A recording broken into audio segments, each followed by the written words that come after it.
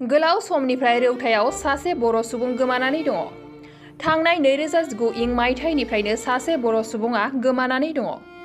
नखर सुंथानो थाखाय एबा नखर दानायाव रांखान्थि मदद लाबोनो थाखाय थांनाय 2019 इं मायथाइयाव नागालेन्डसिम खामानि मावनो होननानै ओंखारलांदोंमोन उदालगुरि जिल्लानि रौता बालिसिङा गामिनि मिन्थु दैमारि मुंनि सासे बर' लाइमोना। मख'जाथावदि मिन्थु दैमारिया थांनाय 2019 मायथाइनि सेप्तेम्बराव नागालेन्ड रायजो फारसे खामानि मावनो थांनानै 2020 मायथाइनि मार्च दाननिफ्रायनो दिनैसिम गोमानानै दङ होननानै नखरनि सुबुंफोरा मिथिहोदों।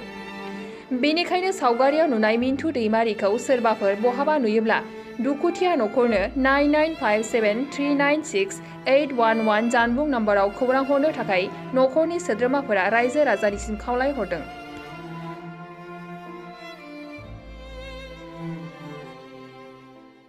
बाइक अनसायगिरिफोरनि थाखाय मोनसे मोजां खौरां।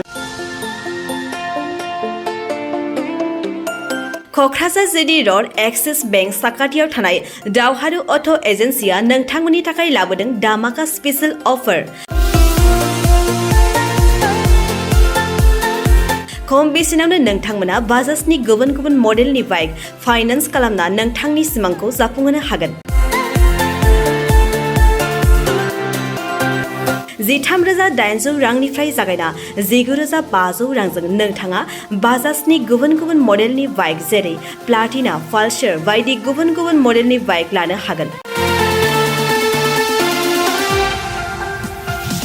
बाइकजों लोगोसे बेसेन होनाङालासे मोनफागोन गंसे हेलमेट।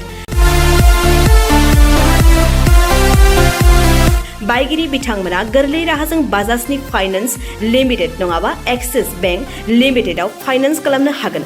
गोबांथार फोरमानलाइफोर गथायनो गोनांथि गैया। खालि फट' गांसे, पेन कार्ड, आधार कार्ड, भटार आइडि आरो सोलिबाय थानाय मोब्लिबनि बिल होयोब्लानो बे सुबिदाखौ लानो हागोन। गोबां मिथिनो थाखाय 8473883986 03661270550 9957644326 आव फन खालाम।